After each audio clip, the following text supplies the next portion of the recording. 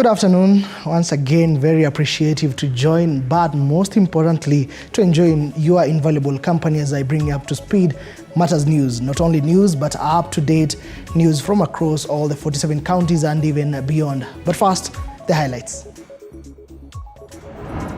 On 4 p.m. News Now. Ministry of Interior and Coordination of National Government named the most bribe-prone ministry in 2023 EACC damming report.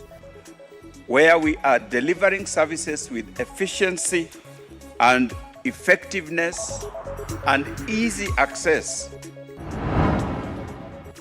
Government waives funeral expenses for Shakahola families. Their loved ones, and I have directed the county security team to work with the county government so that we can identify families that require support. And 4 senior officials from Trans Nzoia County government.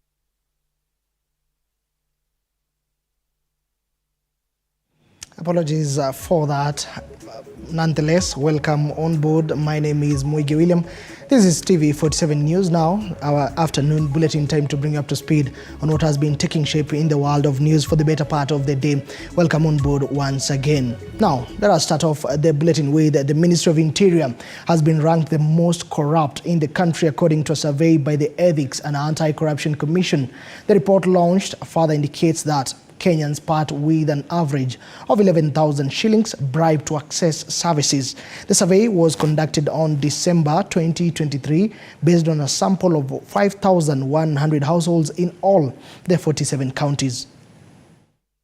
Departments and agencies of government, whether at national or at the county level, we should seek to foster a good public outlook where we are delivering services with efficiency and effectiveness and easy access for Kenyans to be able to access those services.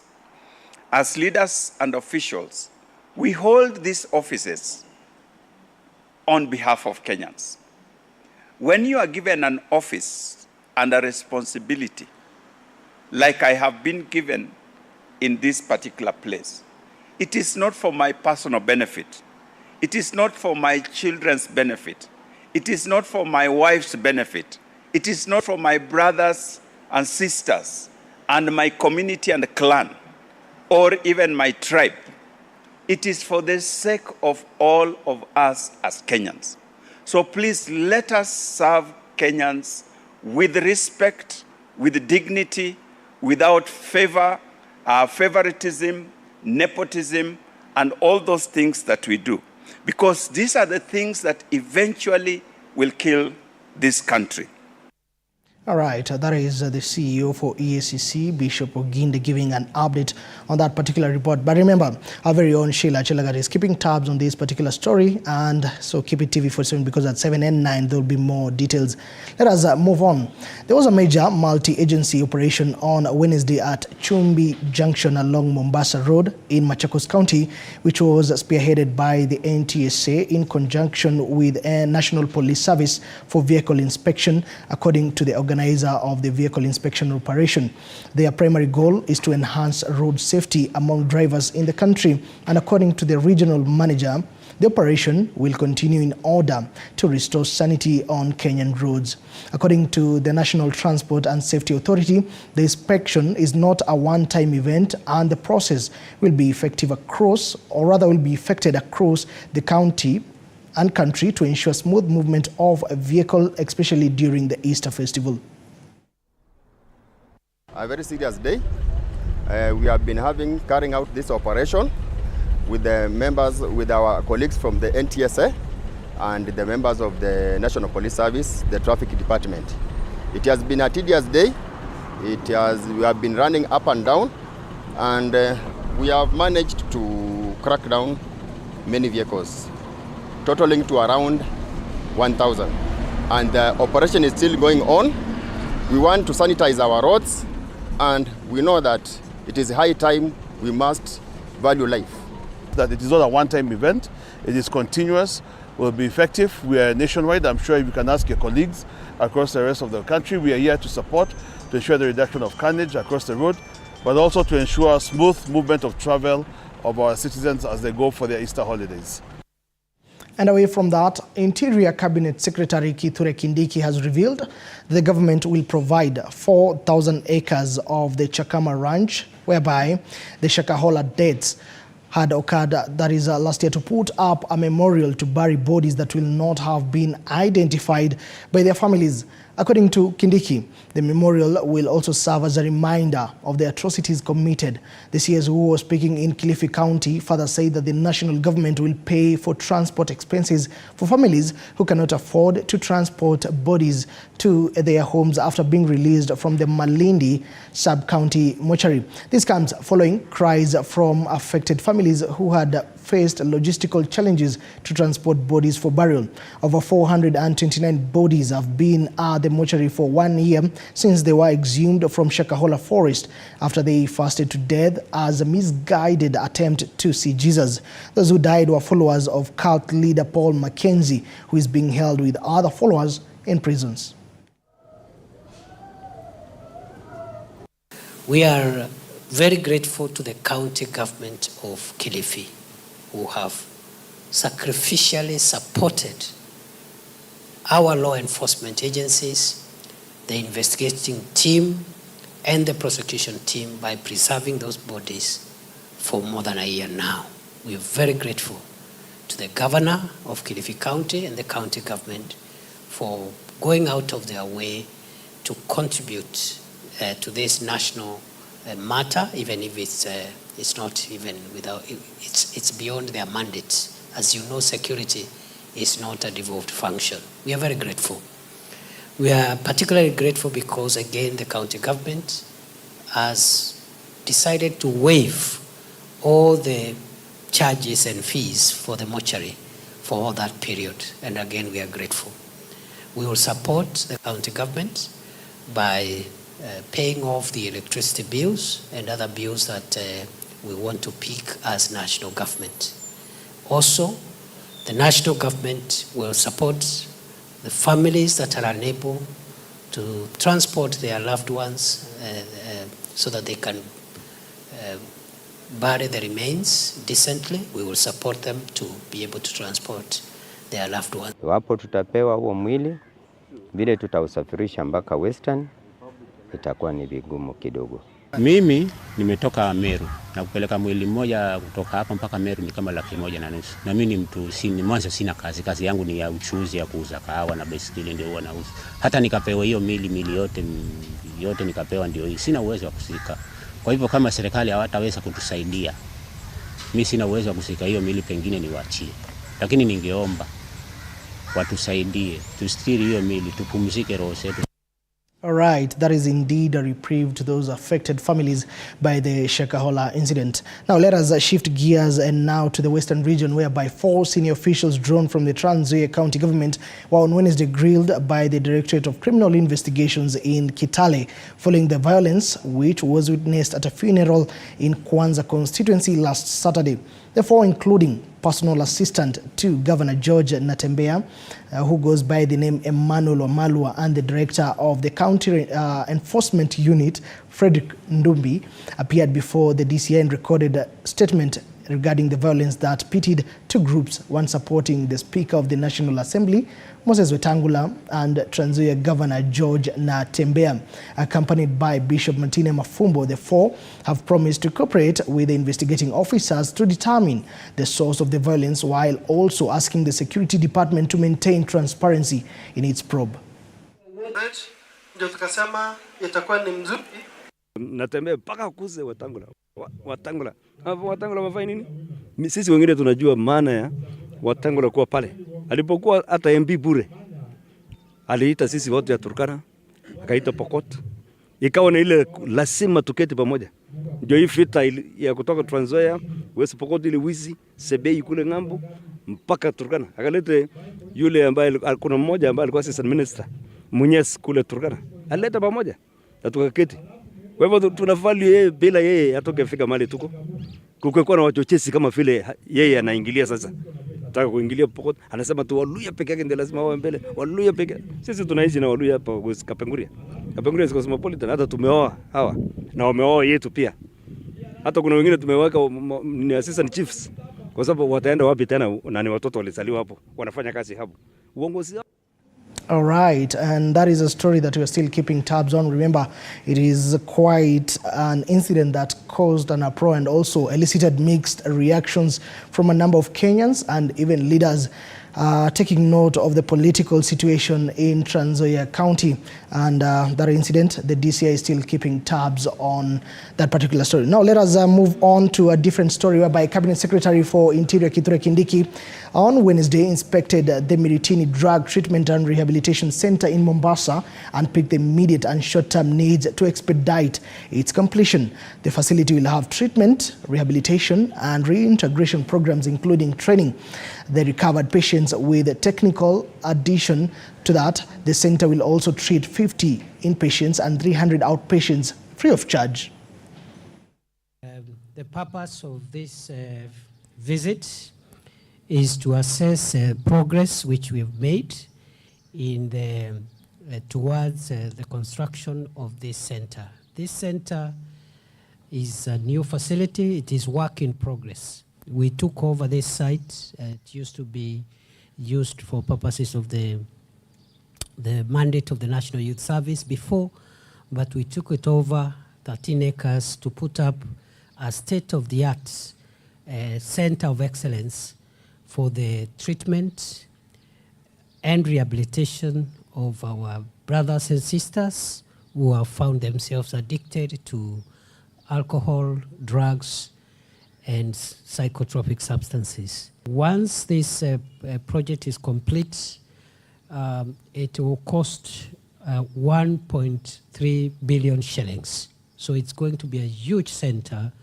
and it's going to be the place which we believe will be the center of excellence in matters treatment, rehabilitation, and reintegration of our brothers and sisters who have been affected by this problem of alcoholism and drugs. As I have said, there are three components to this program. The first one is treatment of the addicts. The second one is rehabilitation. And the third one is reintegration. Reintegration requires us to put up a training facility here where after the patients are fully treated, which is anywhere between 6 months and 2 years, depending on the levels of addiction. Once they are fully treated, we will run courses here.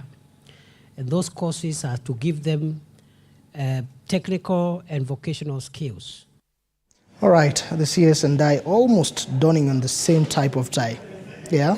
Anyway, on to other news. In a hotly contested election at Technology Primary School, Moronga Secondary School, principals retained Esther Wambugu as their chairperson to head their branch of Kenya Secondary School Heads Association, whereby Mrs. Wambugu or Miss Wambugu of Mumbi Girls garnered 145 votes against Humphrey Kariuki of Githumu Boys, who got 143 votes. Wambugu said the election was competitive and united the heads together. Kamauduku from Vidhu Ramji Secondary School was elected the vice chairperson. Kariuki considered the defeat and congratulated Wambugu, saying he will work with her to make the association strong. For the last 2 weeks, it has been a rigorous campaign. Murang'a County has 314 schools, but the schools that have substantially appointed principals are 307. The principals who turned up for the elections today were 294. The sub-county has produced the chairperson, who is Esther Wambugu, Principal Mobi Girls. Set a good example to the other counties. Elections were peaceful, transparent, and we have no complaint at all. We want us to consider that a team because they have given a very fair challenge And we are saying that the only thing that we can do now as Murang'a County is to unite the body. We can move forward as one county. Otherwise, it was very peaceful and we are. All right, and with matters school heads election, 14 minutes past the top of the hour, time for a short commercial break, but do not touch that dial because we'll be right back with more news after this break.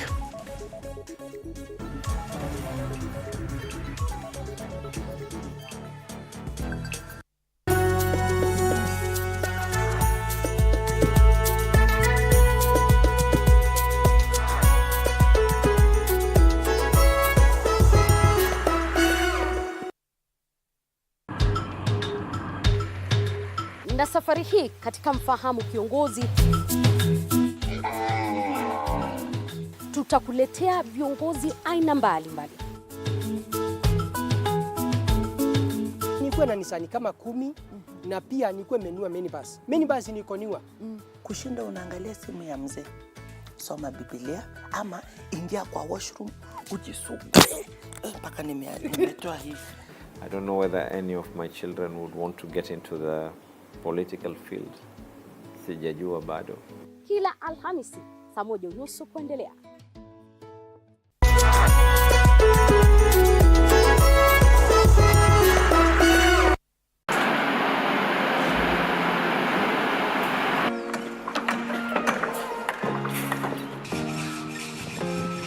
Join us on a journey through the concrete jungles and rising skylines, where every beam, every nail tells a story of progress and vision. In every aspect of life, you know, you have to look at several dynamics. From groundbreaking. Nowadays with the tech, you can check on different websites or you check online.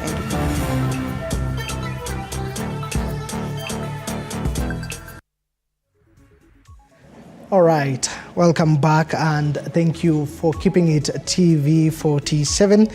More, especially TV47 News Now. To more news and matters education. Students at Kamedo Primary and Junior Secondary School in Siaya will have a chance to improve their learning outcomes as the M-Pesa Foundation is set to renovate and also construct new facilities worth Kenya shillings 35 million. The project is part of the foundation's Citizens of Future program, which seeks to impact 3 million learners over the next 3 years, thus contributing to improving employability among the youth. Since its inception in 2010, that is M-Pesa Foundation's education programs have benefited over 1.3 million learners in all 47 counties through diverse initiatives. The foundation will renovate 6 classrooms from grade 1 to grade 6, construct 3 classrooms from junior secondary, and renovate an early childhood development education center, that is ECD, among many other developments. Today we will be investing 35 million to improve the school's infrastructure. The investment will go towards the renovation of 6 classrooms and the construction of 3 classrooms to cater for the junior secondary school. We have not left out our early childhood education learners, as we will renovate an ECDE block that will be conducive to their learning. We will also construct ablution blocks for male and female learners as well as staff. This will be accompanied by a water supply all around the school. For nutrition, we will set up a kitchen that will be sufficient for the school's population. And to emphasize our commitment to ICT, a docket that the Honorable Cabinet Secretary leads, we will set up an ICT laboratory which will be a boost to integrated learning. Still matters education. The Deputy President Rigathi Gachagua has asked the Ministry of Education and TSC, that is Teacher Service Commission, to establish a technical team to lead implementation of the recommendations of the Presidential Working Party on education reforms. Speaking during a meeting with the Ministry of Education and TSC, the Deputy President said that the Ministry of Education and TSC should work together and lead in the establishment of a common strategy of considering the respective mandates and needs of the Ministry of Education and TSC and other stakeholders.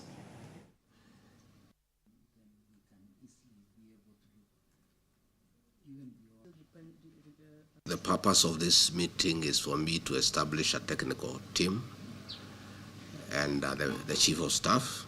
I've done the same for the police and the National Police Service Commission to harmonize the various views from the TSC and the Ministry of Education and have a common stand on the implementation of the recommendations. We don't want a parallel effort because it will not help the process. So we want to understand what TSC wants. It is fair enough. What the ministry wants is fair enough, but it must be within one framework. We cannot work at cross purpose. This is to the benefit of our children and the benefit of the stakeholders of the educational system. That is why I called this meeting, so that we establish a technical committee to sit down and bring order and sanity in the approach of the process, so that we don't work separately, because that would not help us. The educational sector is so important to our administration and to the country. That is why we have appropriated 27% of the national budget to the educational sector. And the importance of learning and our children and the sensitivity around the school space. We cannot afford to get it wrong. There is beauty in harmony. There is success when people work together. It helps a lot when we all pull in the same direction.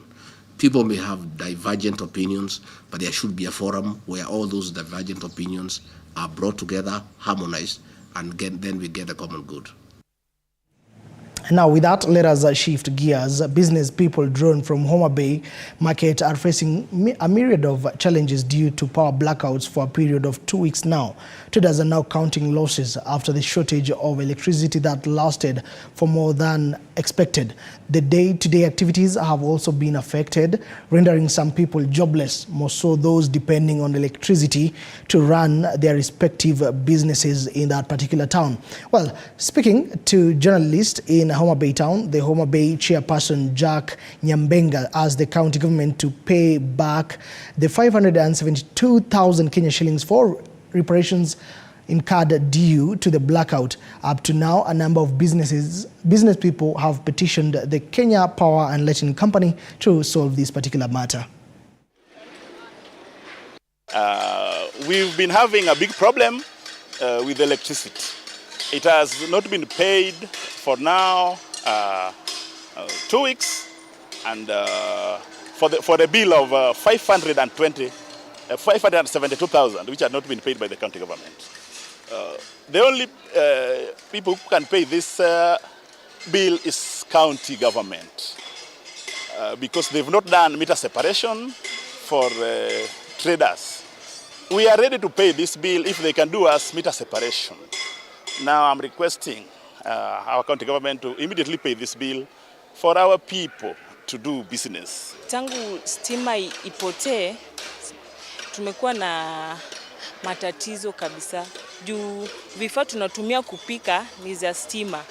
Sasa imebidi tuanze kutafuta mbinu zingine za kupika ndo tu maintain customers wetu kabisa. Sasa kitu kama barafu inabidi tuchukue kila siku.